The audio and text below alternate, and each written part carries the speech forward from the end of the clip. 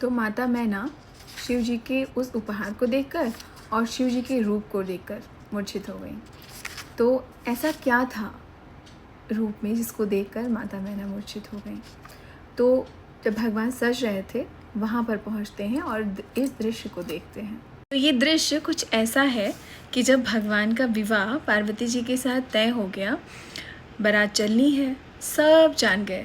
तो जितने देवता थे, इंद्र थे, स्वयं विष्णु भगवान और ब्रह्मा जी, सब बहुत ज़्यादा उत्सुक हो गए और सब अपनी अपनी तैयारियों में लग गए। ऐसा कहते हैं कि वो अपनी साज सज्जा, आभूषण और पहनावे पर और साथ के साथ जिस सवारी पे वो जाने वाले हैं उसकी साज सज्जा पर विशेष ध्यान देने लगे।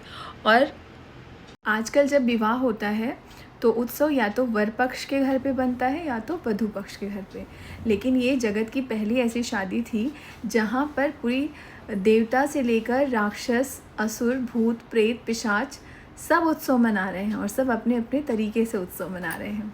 तो सब लोग तो सज धज के आ गए कि बारात अब निकलेगी, लेकिन हमारे जो भोले हैं, मतलब भोलेनाथ, उनको तो किसी ने सजाया ही नहीं।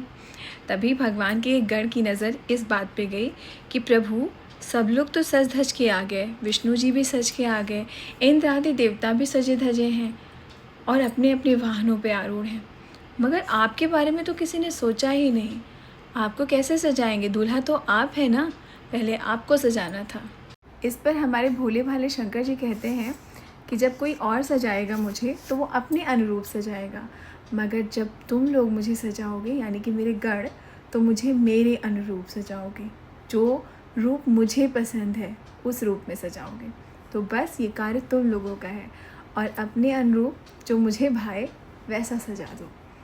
अब उनके गण कौन है, अनुचर कौन है? यही भूत, प्रेत, पिशाच, नंदी, इनको क्या पता। तो इन्होंने क्या किया, सबने मिलके एक ग्रुप बनाया और आपस में ये डिसाइड किया कि भगवान को कैसे सजाना है, भोले भाले शंकर जी को कैसे सजाना है। तो सजाने के लिए क्या चाहिए? आभूषण चाहिए। अब आभूषण कहाँ से लाएं? तो उन्होंने क्या किया, सबने, सारे गणों ने अलग अलग तरह के सर्पों को खोजना शुरू किया और भगवान के दोनों हाथों में कड़े की जगह सर्प, इस हाथ में भी सर्प और इस हाथ में। और सुनिए, कोई ऐसा वैसा सर्प नहीं, दोनों एक जैसे दिखने वाले सर्प। इतने तो होशियार थे ही हमारे गण। फिर कानों में पहनने के लिए पतले पतले जो सर्प आते हैं वो दोनों पहने। फिर उनमें से किसी ने कहा, अरे मोर भी तो लगेगा ना। मोर जानते हैं ना आप, चमकीली पन्नियों और कुछ गुड्डे गुड़ियों से सजा के यूपी बिहार में दूल्हे को पहनाया जाता है, जो उसी रात्रि पहनता है दूल्हा और उसके बाद उसको विसर्जित कर दिया जाता है। अब शंकर जी को क्या पता कि ये मोर क्या है। शंकर जी पूछ बैठते हैं कि ये क्या है, तो गण बताते हैं, बस बाबा आज पहनना है और उसके बाद गंगा जी में विसर्जित कर देंगे, बस आज। अब मोर लाएं कहाँ से? अब इस पर शंकर जी कहते हैं कि मेरे सर पर जिसको भी बिठाना मोर के रूप में, ध्यान रखना कि वो गंगा जी में प्रवाहित नहीं होगा, क्योंकि जिसको मैंने सर पे बिठा लिया वो तो फिर सदैव मेरे सर पर रहेगा। सारे गणों ने क्या किया, इधर उधर से जितने भी सांप थे उनको पकड़ा और इकट्ठा किया और सर पे ऐसे जटा के ऊपर बांध दिया। और जो मोर की लड़ियाँ लटकती हैं ना, उसकी जगह पतले पतले पतले पतले जो है सर्पों को लटका दिया। अब उनके चेहरे पर सर्प लटक रहे हैं।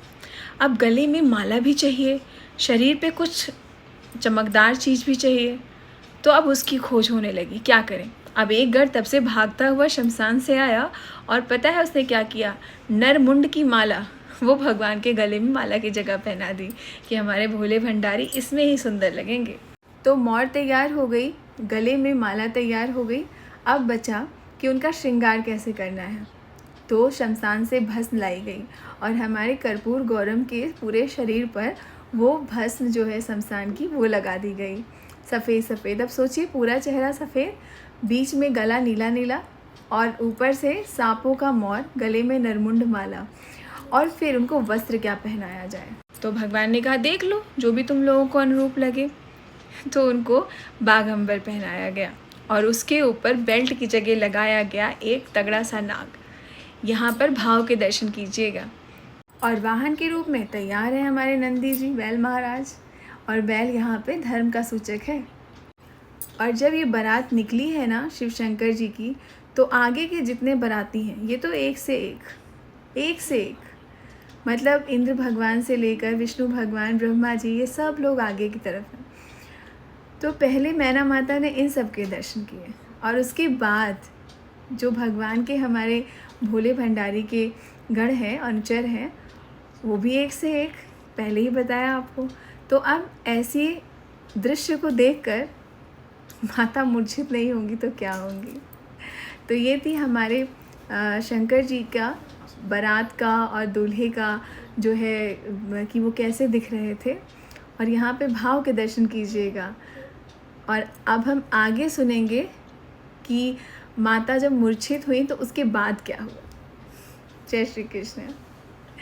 और अगर आपको थोड़ा भी अच्छा लगा है तो शंकर भगवान का जयकारा पार्वती जी के साथ लगाना मत भूलिएगा। शुभ रात्रि।